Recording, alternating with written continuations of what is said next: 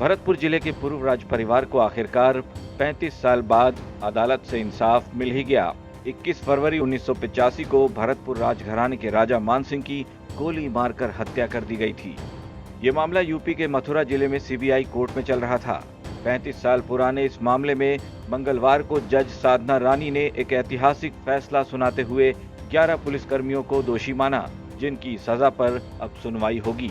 इस मामले में सीबीआई ने 18 पुलिसकर्मियों के खिलाफ कोर्ट में चालान पेश किया था, जिनमें 4 आरोपियों की मौत हो चुकी है, जबकि 3 आरोपियों को सबूतों के अभाव में बरी कर दिया गया और 11 पुलिसकर्मियों को आईपीसी की धारा 148, 149 और 302 के तहत दोषी माना गया है। उनकी हत्या हुई थी 21 फरवरी 1985 में और मुकदमा दर्ज करे कुंवर विजय सिंह के ज़रिए से और 20 तारीख को 85 में सीबीआई ने टेक ओवर किया है इसको मुकदमा को। उन्होंने चार्जशीट भी फाइल कर दी थी और जयपुर में सेशन कोर्ट में चल रहा था और वहाँ से तब सुनवाई जल्द नहीं हो रही थी, डे पर डे तारीखों को बढ़ाते जा रहे थे। उनको 35 साल में ये न्याय मिला है। 35 साल से न्याय की आस में लड़े जा रहे मुकदमे की 1989 तक राजस्थान में ही सुनवाई हुई। उसके बाद वादी पक्ष की ओर से सुप्रीम कोर्ट में केस के ट्रांसफर की एप्लीकेशन लगाई गई। इसके बाद ये केस मथुरा सत्र न्यायालय में ट्रांसफर किया गया। इस केस में फाइनल बहस हो चुकी है और अब इस केस में अभियोजन और बचाव पक्ष की ओर से कुल 78 गवाहों की गवाही के बाद फैसला आना बाकी है। 17 दिसंबर 1989 में राजा मानसिंह जी की बेटी कृष्ण कौर दीपा जी के द्वारा सुप्रीम कोर्ट में अर्जी लगाई गई, जिसके आदेश के अनुसार इस केस को जयपुर सेशन कोर्ट से मथुरा सेशन कोर्ट ट्रांसफर करा गया। 1990 से आज तक इस केस में 1700 से अधिक तारीखें और 8 बार फाइनल बहस हो चुकी थी। आखिर 35 साल पहले ऐसा क्या हुआ था कि राजा मान सिंह की हत्या कर दी गई और इसका आरोप पुलिस वालों पर ही लगा? ये जानने के लिए आपको हम उस वक्त हुई घटना के बारे में बताते हैं। भरतपुर राज परिवार के सदस्य राजा मान सिंह, जो डीग विधानसभा से 7 बार निर्दलीय विधायक रहे, लेकिन ये घटना तब घटित हुई जब राजा मान सिंह के खिलाफ कांग्रेस पार्टी ने एक retired IAS officer Vijendra Singh को उनके सामने टिकट देकर चुनाव लड़वाया।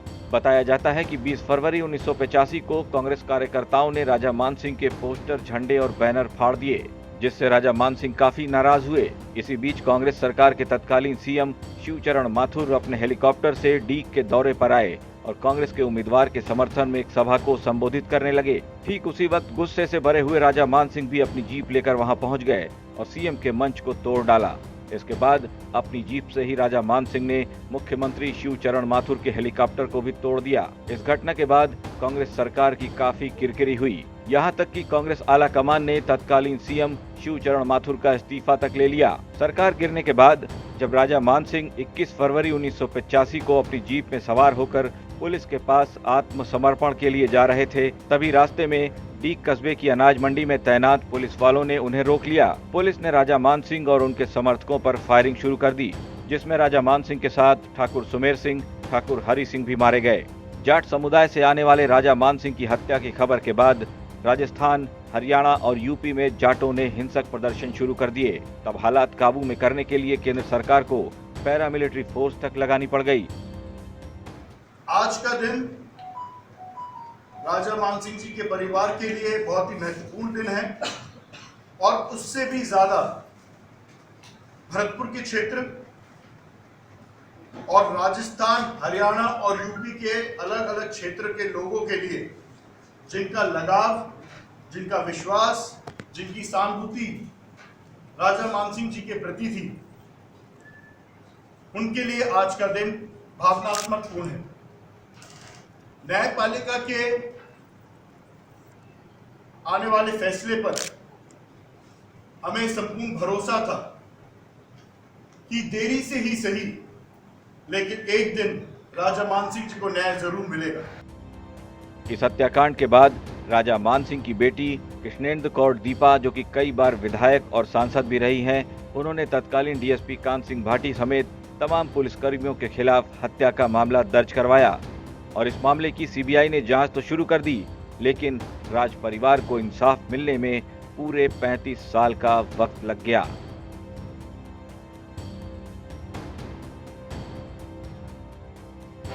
राजस्थान तक के लिए भरतपुर से सुरेश फौजदार की रिपोर्ट।